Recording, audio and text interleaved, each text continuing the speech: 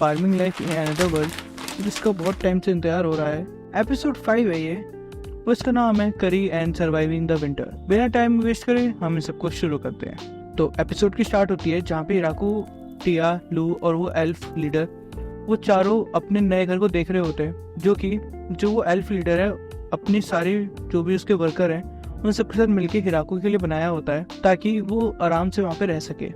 जहाँ पे एंटर करते ही एल्फ बताती है कि ये एक लिविंग रूम है, उसके बाद उसका बेडरूम दिखाती है और उसके बाद वो उनका एक बड़ा सा स्टोर रूम भी दिखाती है। हिराकू कहता है, अच्छा अब मैं समझ पाया कि तुम मुझसे क्यों कह रही थी और गड्ढा खोदने को और बड़े बड़े लॉक्स लाने को, इसीलिए ताकि तुम इतना बड़ा सा स्पेस बना सको। इसके बाद टिया और लू भी अपने अपने रूम्स को चेक करती हैं जो कि उन्हें बहुत पसंद आता है। हिराकू नोटिस करता है एक रूम के बाहर उसको लॉक कर रखा होता है, तो वो खोल के देखता है कि ये रूम कैसा है। वो देख पाता है उसके अंदर एक डबल बेड होता है जो ऑफकोर्स एक कपल के लिए है। हिराकू उसको चुपचाप बंद कर देता है।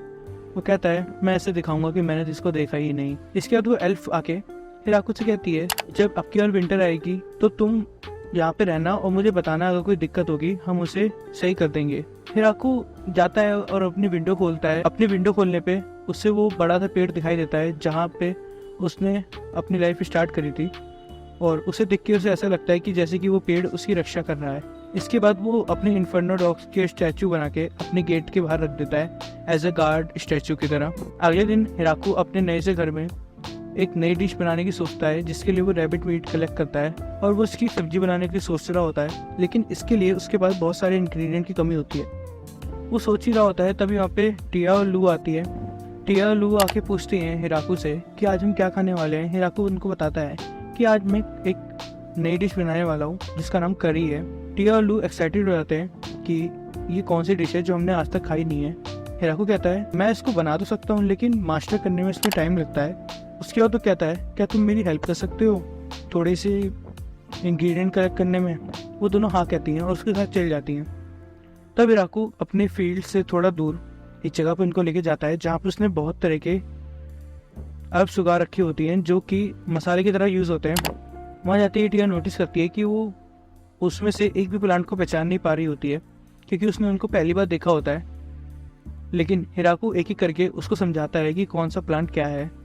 वो दिखाता है एक टर्मरिक का पौधा, मतलब एक हल्दी का पौधा होता है, एक जीरा का पौधा होता है, काली मिर्च, लाल मिर्च, मतलब हर तरह की जो मसाले जो करी में यूज़ होते हैं उन सब के पौधे उसने उगा रखे होते हैं। इसी के बीच वो धनिया के पत्ते को निकालता है और उसे दिखाता है कि ये भी एज अ गार्निशिंग की तरह यूज़ होता है।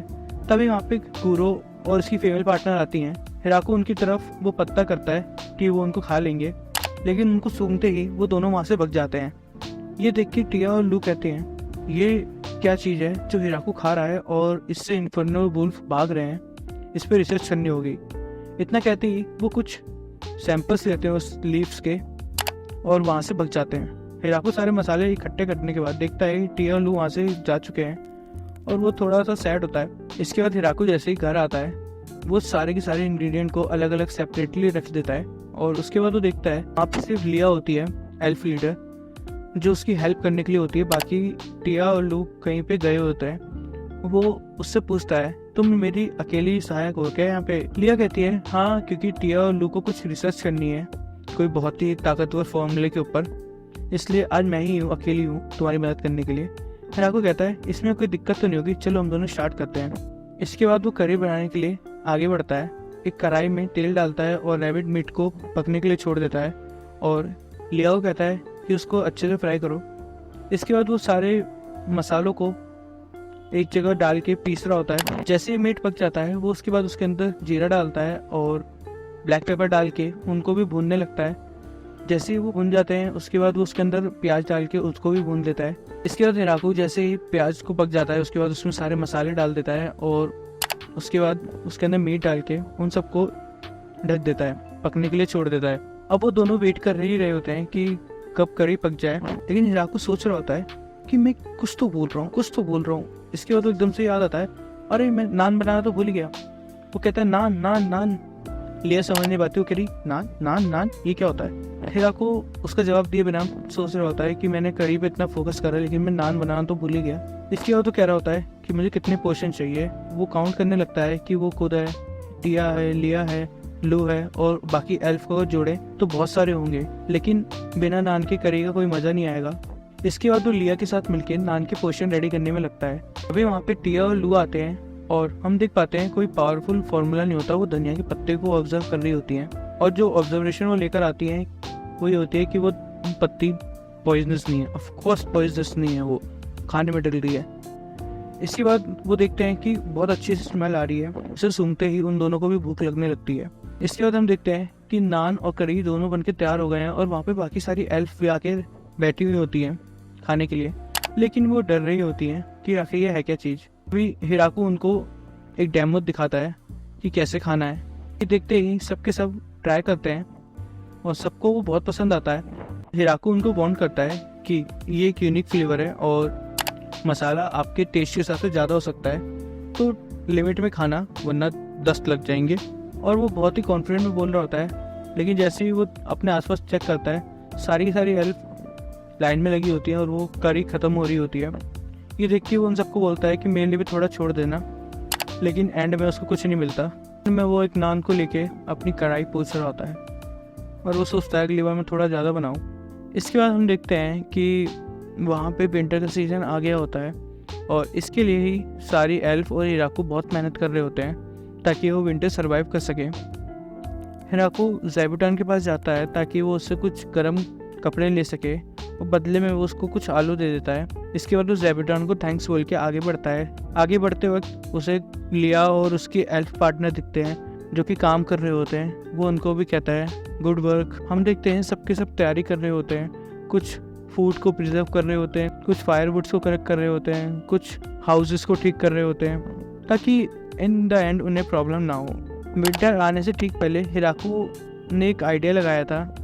वो बहुत सारे डब्बों को एक जगह रख के उसके अंदर वेजिटेबल रख देता है और उसको कपड़े से ढक देता है ताकि जब स्नो गिरे और उनके ऊपर गिरे तो वो एक तरह से रेफ्रिजरेटर का काम करे, जो कि वो आइडिया काम भी करता है। एक रात हिराको लू के साथ बैठा होता है और वो बातें कर रहे होते हैं कि मैजिक कितना ही आसान हो सकता है। हिराको बता रहा होता है कि वो सबको जब देखता है कि वो मैजिक यूज़ कर सकते हैं तो उसको थोड़ा सा दुख होता है कि वो यूज़ क्यों नहीं कर पा रहा। लू बताती है कि मैजिक हमारे लिए बहुत आसान है, लेकिन मुझे ये समझ में नहीं आ रहा कि तुम क्यों नहीं यूज़ कर पाते। इसके बाद फाइनली विंटर अराइव होती है और हर तरफ स्नो होने के कारण कोई भी फील्ड वर्क नहीं कर पाता और सबके सब घर में रहने लगते हैं। हम देखते हैं हिराको का जो रेफ्रिजरेटर वाला आइडिया था वो भी वर्क करने लगता है। इसके बाद सब बोर हो रहे होते हैं, इसलिए हिराको उनके लिए एक बोर्ड गेम बनाता है जो कि जापान में बहुत फेमस है, रिवर्सी बोर्ड, और वो उन सबको उनके रूल समझाता है। हम देखते हैं पहला मैच टिया और लू के बीच में होता है क्योंकि लू ने टिया को चैलेंज किया होता है कि वो उसको इसमें नहीं हरा पाएगी। लेकिन हम देखते हैं जैसे गेम ख़त्म हो रहा होता है, लू हार रही होती है, तभी वो बोर्ड को धक्का मार देती है जिससे कि सारी जो वो है गोटियाँ वगैरह वो सब गिर जाएं। लेकिन टिया अपने मैजिक से उन सबको वापस से प्लेस कर देती है और उसके बाद लू हार जाती है। हिराको फिर बाहर आता है, वो देखता है एल्फ भी ये गेम को अच्छे से खेल रही होती हैं, लेकिन वो ये देख के ज़्यादा सरप्राइज होता है कि कुरो और डॉग्स भी उस गेम को अच्छे से समझ रहे होते हैं और वो जीत भी रहे होते हैं। इसके बाद जैसे ही उन डॉग्स के बीच में एक जीतता है, लू आती है वहाँ पे और बड़े कॉन्फिडेंस में बोलती है मैं कुत्तों से तो नहीं आ सकती। वो इतने कॉन्फिडेंस से जाती है कुरो के साथ मैच खेल ले, लेकिन कुछ देर बाद उसका कॉन्फिडेंस टूटता है और वो कोने में जाके बैठ जाती है। हमें पता चलता है कि लू कुरो से उस गेम में हार गई थी और एक बार नहीं कई बार। इसके बाद वो डिप्रेशन में चली जाती है। हिराको देखता है कुरो बहुत से गेम जीत चुका होता है। इसके बाद कुरो, टिया, लिया और अपने आप को भी ऐड करता है और एक नए गेम में इंट्रोड्यूस कराता है सबको। एट द एंड हिराको भी कुरो से ही हारता है, जिसके बाद वो लू के पास ही जाके बैठ जाता है क्योंकि वो भी डिप्रेशन में चला गया था कि वो कुत्ते से कैसे हार गया। कुछ टाइम बीतता है और हिराको फिर एक नया गेम डिज़ाइन करता है जिसमें तुम्हें बॉल फेंक के सारी बोतलों को गिराना होगा। वो बताता है कि जब मैंने पहली बार ये इंट्रोड्यूस कराया सबके सभी क्वेश्चन कर रहे थे कि हमें इन बोतल को गिराना ही क्यों है। इससे हिराको ने उन बोतलों पे बुरे लोगों के चेहरे बना दिए जैसे कि चोर, डकैत वगैरह। और उसने उनको समझाया कि हमें इस बॉल से इन चोरों को मारना है। इसके बाद सबके सब खेलने लग गए।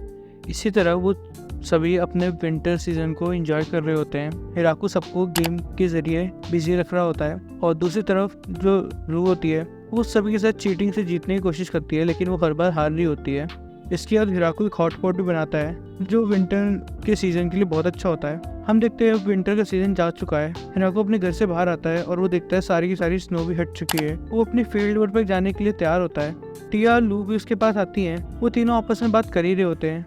हिराकू बोलता है ये तो टाइम हो गया है कि जब ज़ेबुटान अपने हाइबरनेशन से जग जाए। लेकिन ज़ेबुटान जगती तो है, लेकिन वो अलार्म बजा देती है कि कोई आ रहा है इस तरफ। और हम देखते हैं एक बहुत बड़ा वाइवर्न उनके गांव की तरफ आ रहा होता है। ये देख के सबके सब चौंक जाते हैं। इसके बाद एपिसोड यहीं पे ख़त्म होता है। मिलते हैं अगले एपिसोड के बाद। सॉरी, क्या होता है? तो मिलते हैं अगले एपिसोड में आपको। Bye bye, good night.